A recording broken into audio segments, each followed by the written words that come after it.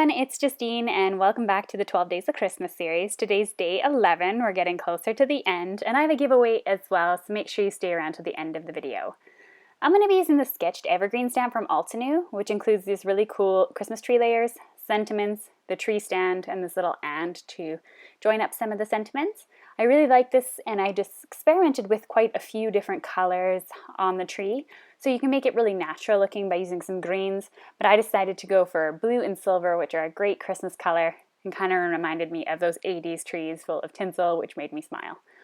I'm going to be using 2 out of the 4 inks from the blue pack of ink cubes from Altenew, and I'm going to start with the second darkest color, and I'm going to start with the first layer, which is the solid layer.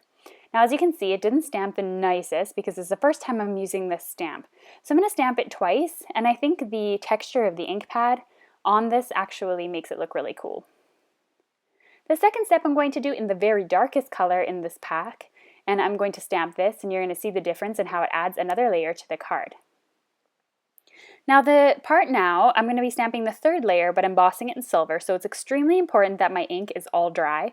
So I grabbed my heat tool and made sure that was completely dry. And you can test to make sure it's dry just by running some white embossing powder over top. So you can see that wasn't dry, so I had to go back in and heat it with my heat gun again.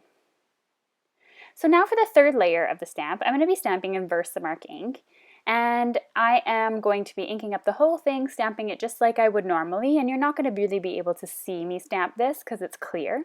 But it's adding a layer of sort of like glue on top, you could say. So I'm grabbing a scrap piece of paper and some silver embossing powder and just flicking the back to get rid of any excess embossing powder. And then I'm going to grab my heat gun and I'm going to zap this card again.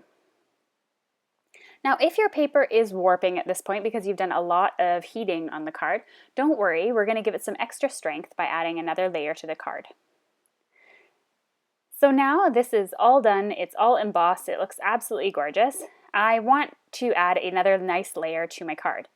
Now I wanted to add a silver layer, but all my silver papers were a different tone of silver than the actual embossing I did on the card. So I just inked up the edges with Versamark ink, and then I just simply embossed the edges of a card panel, and that's going to be what I'm going to use to frame in my card. So you only need it to be about 1/2 inch in embossing powder on each side, or maybe even 1/4 you'll get away with. And then you just go ahead and melt the powder, and I'm going to stick my front panel on it, and it's going to give me a nice little frame of silver around it.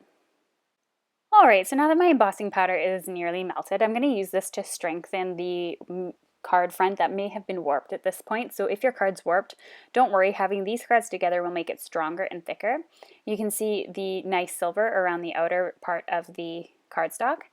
And then I'm going to stick this all onto a card base. So it added a little bit of weight to the card, but it'll ensure that none of the warping will affect my card at all.